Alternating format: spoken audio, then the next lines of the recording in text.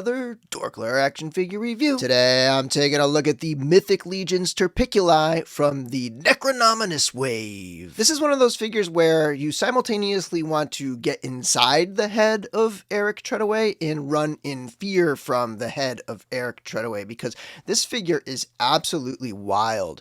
This is unlike any Mythic Legions figure they've ever done. I would say, thinking about how Mythic Legions origins come out of Glyos and just out of the build system that Glyos was, and it was initially intended to be a Glyos figure. Out of all the Mythic Legions figures they've done so far, this one in spirit is a lot like a Glyos figure in that it encourages crazy different builds. Usually a Mythic Legions figure comes with, you know, your two arms and your two legs and your torso, and your like everything makes sense of where it goes, and there's not a lot of like, you never would put like, I don't know, Gideon Heavenbrand's arms where his legs go, or I don't know, like it's just not something you would do. Popping and swapping with Legions is usually more about themes and colors and combining character and stuff.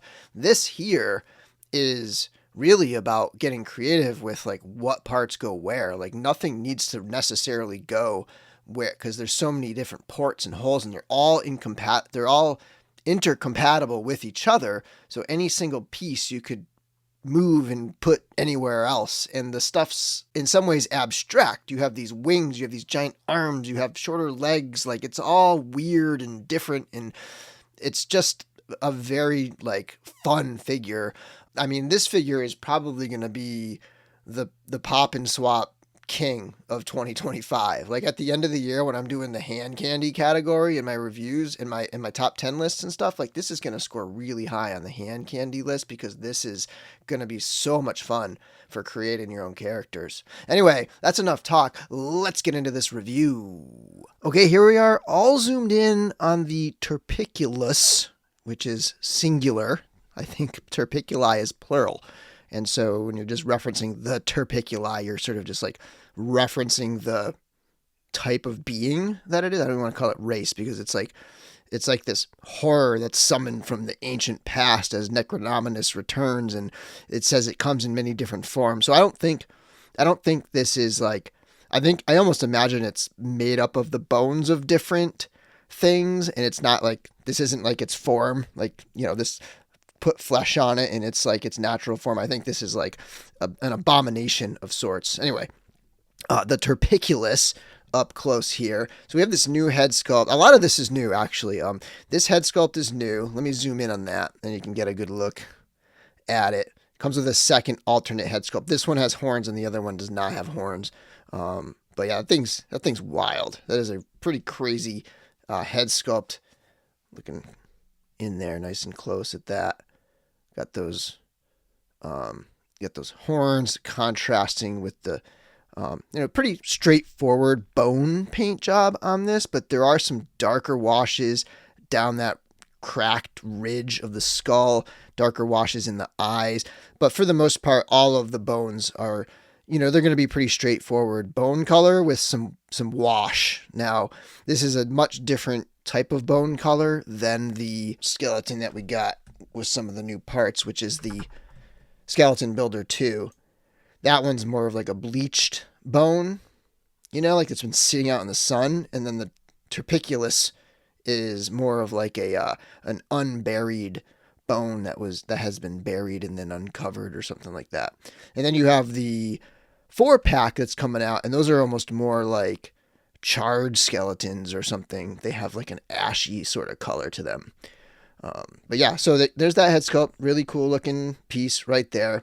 You've got this new neck, which is a separate piece, and I'll pop this thing apart and kind of show you everything later. But you have that new neck there, and that actually has some twist action.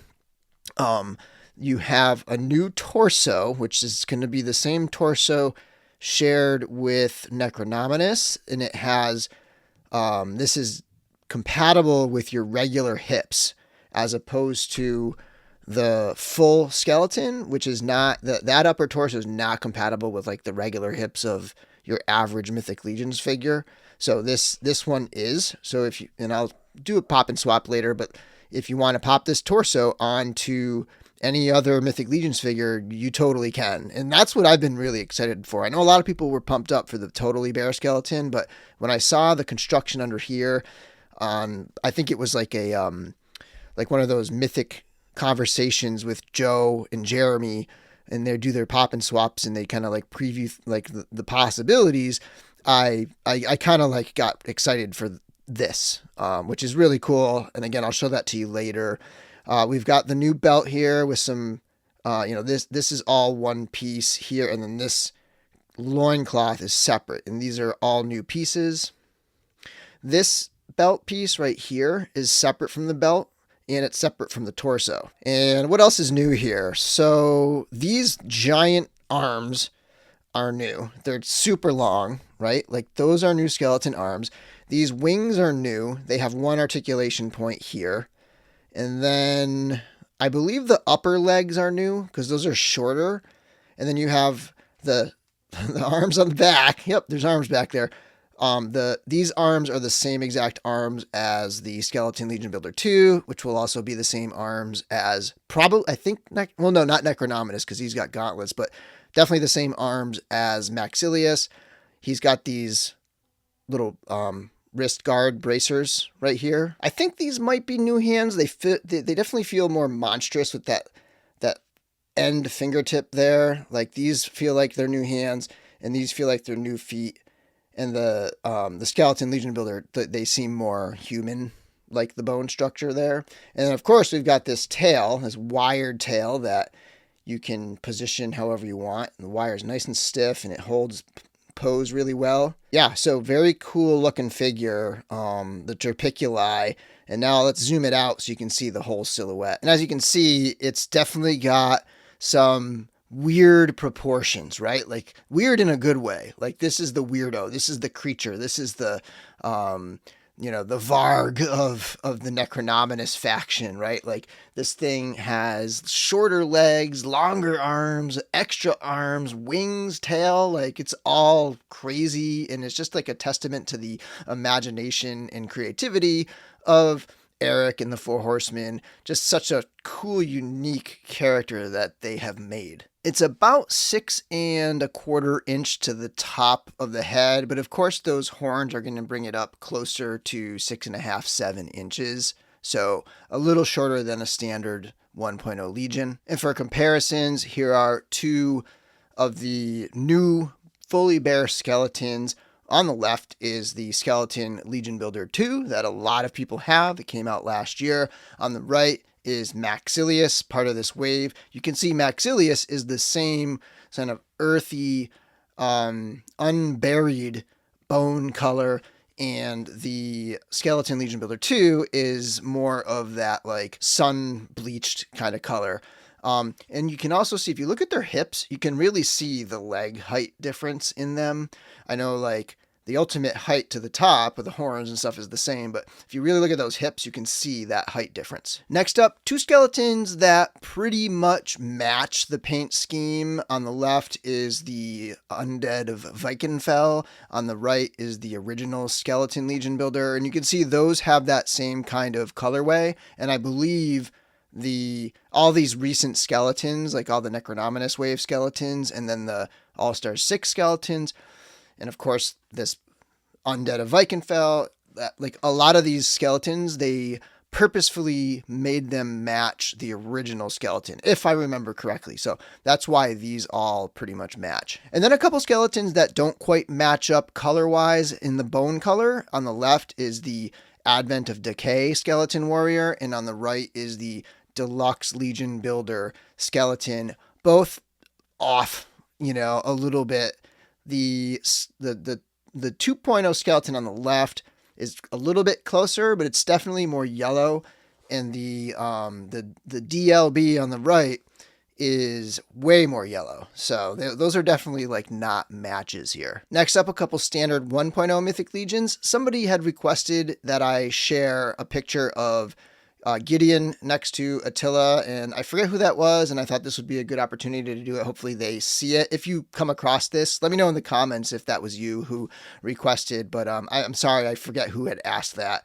But there you go. Attila on the left, Gideon on the right, some awesome version 2 characters right there. And of course, I got to show it with a couple 2.0 figures so that you can just, again, get a sense of the shape and size and scale of this guy. On the left, we have an elf. On the right, we have Snag the Goblin. Next, a few skeletons from other lines, starting left to right. We have the boss fight skeleton, the Kulu World skeleton. Of course, in the middle, we have the Turpiculus. And then on the right, we have the Storm Collectibles Golden Axe skeleton. More fantasy lines, Mezco 112 Collective King Conan on the left with a couple extra cloth goods parts, including pants from C. Jessam. And on the right, we have the Frazetta Girls Icon Collectibles Dark Wolf. And finally, a couple other independent lines. On the left is Tiberius from Animal Warriors of the Kingdom by Spiro Toys. And on the right is Kamo of the Isles from Savage Crucible by Harbinger Studios. Okay, going into the accessories, it's a little bit tricky to say like what's an accessory and what's not when it comes with so much stuff that's like already attached to the figure.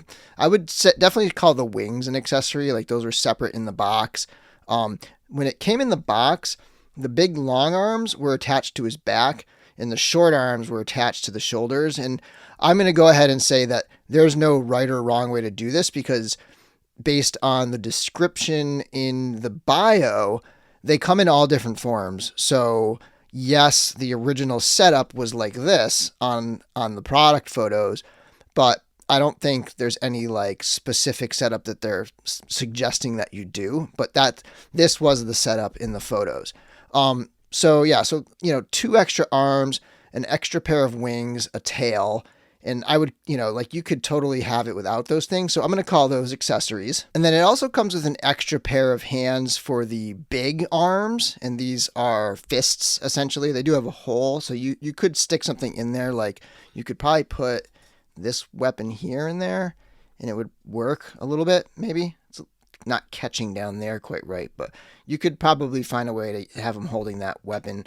So a pair of fists right here. All of the hands have the horizontal hinges.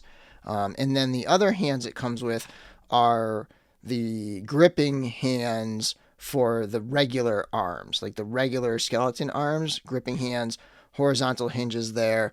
And then the hands that are like on here, these were the ones that were actually the extra hands in the box, but just the same type of like open hands, just different sizes for the different arms. It does come with this alternate head that you can see has it also a hinged jaw. And so these are the 2 heads. You can see the difference there. They're very similar, but they're different sculptures altogether. Like this one's got that crack all the way down the middle. Obviously this one's got horns as well.